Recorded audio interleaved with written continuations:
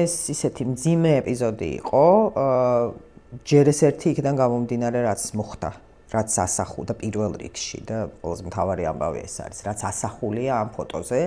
ჩვენ მაშინ ვიმყოფებოდით გორში და მოხდა გორის დაბომბვა. ერთი ავტორი ამ ფოტოსი არის როიტერის ფოტოგრაფი გლებ გარანიჩი, რომელიც ასევე გორში იმყოფებოდა და ის უფრო ახლოს იყო იმ სახლთან, რომელიც დაბომბეს. ამიტომ პირველი მივიდა. შემდეგ უკვე იქვე ისო გორში იყო ჩვენი მეორე ფოტოგრაფი დათო მძინარიშვილი, რომელიც ოდნავ მოგვიანებით მივიდა, მანაც გადაიღო ეს ფოტოები. ეს არის უბრალოდ ფოტო კი არ არის, ეს არის დოკუმენტი, რომელიც ასახავს იმ დანაშაულს, რომელიც ჩაიდინა და თავის დანაშაულებს აგრძელებს რუსეთი. მოგეხსენებათ, რომ ომს აშუქებდნენ რუსი ჟურნალისტებიც. მათი ნაწილი მეორე მხრიდან აშუქებდა, ნაწილი კი თბილისში იმყოფებოდა. უფრო მეტიც ზოგიერთი მათგანი ჩვენთან როიტერის ოფისში მოდიოდა კიდევაც, იმიტომ რომ ის ტელეკომპანიები, რომლებსაც ეს ჟურნალისტები წარმოადგენდნენ, როიტერის კლიენტები იყვნენ, ანუ ჰქონდათ ნაყიდი როიტერის სატელევიზიო პაკეტები, ესე ვთქვათ და არის ეს კონტრაქტში ჩადებული რაღაცა გარკვეული თანამშრომლობა კი არა, უბრალოდ რაღაცა თუ ჭირდებათ კადრები, ჩვენ ვალდებულები ვართ, რომ ეს კადრები მივაწოდოთ. ამიტომ რაღაც 1-2 პრეცედენტი იყო, მოდიოდნენ, ჩვენ რაღაცას ვუწერდით, არ ვიცი.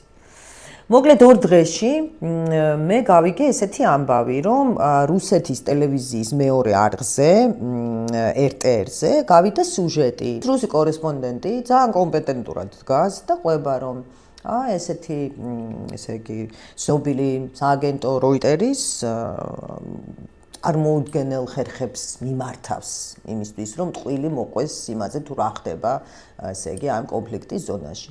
და ამბობს, რომ ჩვენ როიტერის სააგენტოს კორესპონდენტებმა ეს დავდგით, ეს ადამიანი არის მსახიობი, რომელიც ყურებს ვერ ვუჯერებდი, რომ ჩვენ ეს ადამიანი მოვიყვანეთ, დავდგით, ეს ისე და ეს არის ფეიკი ფოტო. შემდეგ უკვე როიტერმა გააკეთა ოფიციალური განცხადება, სადაც ძალიან ისე შვიდად წყნარად ახსნეს, დადეს ორივე ფოტოგრაფს, გლებსაც და დათოსაც გამოართვეს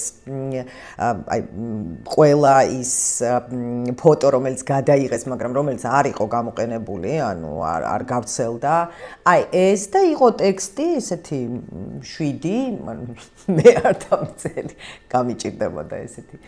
როგორც უნდა ყოფილიყო ახლა კორპორაციის, კომპანიის განცხადებაში, სადაც იყო ახსნილი და განმარტება იმისა, რომ ეს არის აბსურდი და ტყვილი და არანაირ ხა ფეიქზე და არანაირ მსახიობებზე საუბარი არ არის და როგორი ამორალურია ზოგადად ამ თემაზე სპეკულირება. ესეთი ამბავი იყო, რომელმაც ხო, ყველაფერთან ერთად, ხა იმ სირთულეებთან ერთად, რომლის გადალახვა გვიხდებოდა ყველას, ვინც აშუქებდა ამას, ამას პათოსის გარეშე ვამბობ. ჩვეულებრივად, ეგრე არ არის მარტივი.